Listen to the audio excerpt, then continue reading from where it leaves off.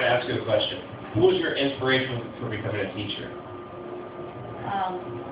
Nobody. Oh, I was hoping you'd say Mary Kay Letourneau. No. I actually used to date my teacher in high school, and it made the other students really pissed at me.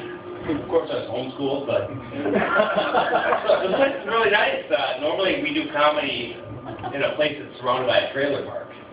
And I always ask people, is anybody from the neighborhood? And for some reason, nobody ever raises their hand. And I always tell them, it's okay to admit that you live in the trailer park. I was actually conceived in Buck Hill Estate. The society that people aren't having fun on. I feel like God doesn't have to look at from 35 W's.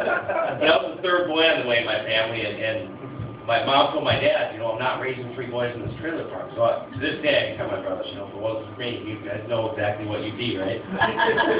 But we were overextended when my dad built the house, so I didn't just get hand-me-downs, I got double hand-me-downs. Worst day of the year by far, picture day. You gotta wear the same shit your brothers wore the last 2 years, and by the time you get to you, there's usually a stain on it, a hole in the collar. We always thought that my younger brother was the leader in the family, but it turns out he was genius. He eventually got so fat, my parents were forced to buy new clothes. I never realized how deep my roots ran in the trailer, though, until last week I was washing my hair with bar soap. When I say bar soap, I don't mean like a bar of soap, I mean soap like soap and fucking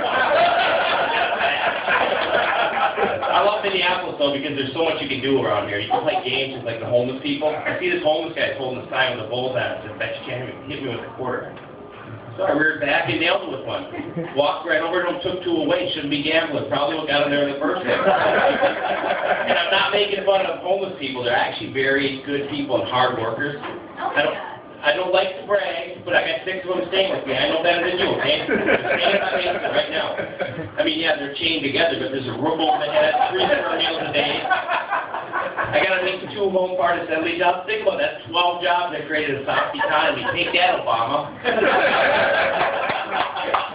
But, I mean, 2 of them are actually engaged to get married now. And that wouldn't have happened if I wasn't such a good person, right? One of them's gay. His production level was going down because he's lonely. And I don't know if you guys have ever searched for a gay homeless man. They're really hard to find. It's almost like the rich gay people keep their pets or something. I figured for sure when Versace got popped, the streets would be littered with them. But no, Elton John comes in on a moral high horse and scoops them all up. I just dance. They're more like selfish prick. I just need one. So we have some dog people in here. Yeah. I hate dog people. I like dogs, but I hate dog people because they come up to you and they ask you questions like, how are your kids doing? And what they're really trying to say is, let's talk about my dog.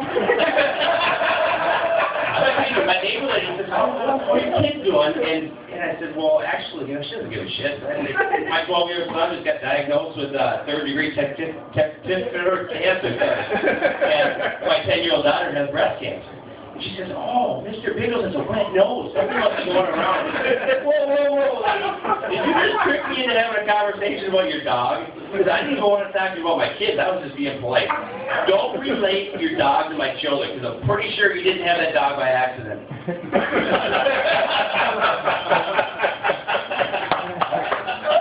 So I try to be the best dad I can be to my kids, but I'm not trying to be the world's greatest dad anymore for 2 reasons. Number 1, I think I saw the guy that won the award last year at the State Fair, and I don't want to look like him. And number 2, this summer I learned that you can be the greatest dad in the world to your kids their entire life, and one day you bring them to the zoo and you decide it's a good idea to let them pet a cougar, and all of a sudden everybody thinks you're an asshole. It's the zoo. Aren't those animals tamed? I didn't know there was anything wrong with that either. Kids are really smart. They're smarter than us for a couple of reasons. Number 1, they have tools like Google and a thirst for knowledge that we don't have. We didn't have when we were growing up. But the other day, my daughter asked me, Daddy, why is the sky blue? That's easy to match your pretty eyes, princess. She said, my eyes are brown. Anyways, all colors have wavelengths that are diffused by nitrogen and oxygen. Because blue has the shortest wavelength, it's diffused up to 12 times more. I'm like, if you knew that, why did you ask me? She said to make you feel stupid. I guess I should remember the color of her eyes, right? But I try to teach my kids street smarts, like everything that you do that seems fun, but if it's bad for you, it can come back to haunt you. Like drinking, drugs, premarital sex. I used to have a roommate in college named Kenny, and we had this really hot neighbor named Kelly. Well, one day we're all drinking, doing drugs, we ended up having a threesome. And it just got awkward after that, really awkward. But years later, I heard that they're dating now, and I thought, Jesus Christ, if I ever run into them, you know, what am I going to say? A couple weeks ago, I did, and it was worse than I thought, because they're not only dating, they're engaged to be married. And I got this sick feeling in my stomach, and I wanted to vomit, because I hate gay marriages. You know, at that point, I had like two options. Congratulations on defiling the holy sanctity of marriage, or hey guys, remember the time we all banged each other? I went with the second option. I actually told that joke to two women, and they didn't get it. I'm like, you're supposed to think, you know, Kelly's a girl the entire time. I'm like, oh no, we do. And I'm like, why do you think that? That's what guys do in college. An experiment. I'm glad I didn't go to that college. So I recently ran into this ex-girlfriend I had, and I had all these mixed emotions, because I really loved her. I mean, and everything was going great. We talked about marriage. And then one day I found out she was cheating on me. And she said sorry, and I forgave her because I loved her so much. But she kept doing it over and over again. And all I wanted was a reason. I kept forgiving her. Give me a reason. She never could. So I started giving her reasons. Is it because I'm an asshole? Because I drink too much? You know, is it because I have a small penis? But she could never give me a reason. So finally, after a lot of soul searching and taking a long, hard look at the man in the mirror, I figured out why she did what she did. She was a fucking whore. No wonder I said an asshole and drank so much. She was a whore, and no, I don't have a small penis. I've got very competitive balls. All right? For the record. So, how about Tiger Woods is doing good again? People hate Tiger Woods now. You know, I used to hate him. Now I like him because I think the wrong people are picking up for the wrong reasons. The first sponsor is Uncle Gatorade. He went above and beyond for that company. I mean, think about how many women he touched on a personal level and said their slogan is, didn't you? If anybody should have done them, it should have been Gillette, Nike, and Cadillac. Not for the affairs, but for the way that night went down. First off, he runs out of the house without a clean shave.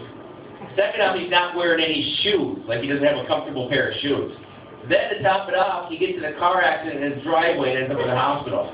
Well, Cadillac, you can kiss your 5-star safety rating goodbye. I had a rollover at Yugo one time, and I ran 5 miles from the police. So to leave you with this, I'm going to try to keep you guys safe. I made a list of the 4 most dangerous people on earth. Number 4, you got farm boys. Not only are they freakishly strong, those guys wake up the butt crack at dawn. They'll have no problem coming to your house and delivering you your breakfast. Number 3, you got redheads. Not really sure what their deal is, but they act as if they're abused children or something. Number 2, you got rapists. I don't like to talk straight, but this is Minneapolis. No doesn't mean no to those mofos. And number 1, you got the mentally handicapped. Very strong. Why are you looking at me? No.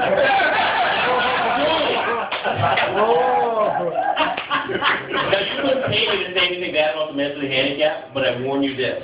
If you ever see a redheaded retard coming at you in a pair of overalls, you better turn and run.